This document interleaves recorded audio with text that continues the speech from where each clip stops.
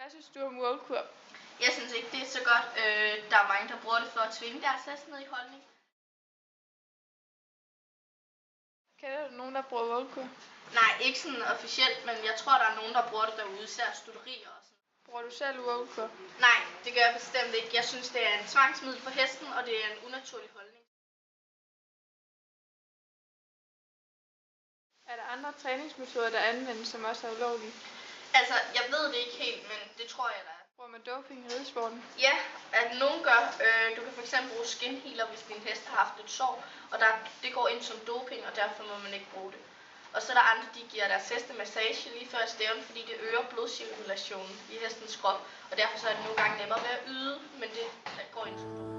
Down by the water, the riverbed, somebody calls you, somebody says, swim with the current and float away.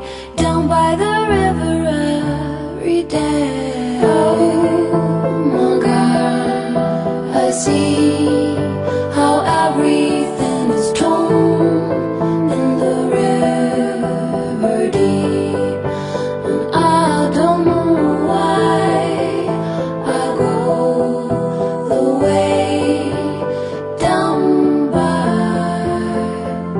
the riverside. When that old river runs past your eyes, to watch of the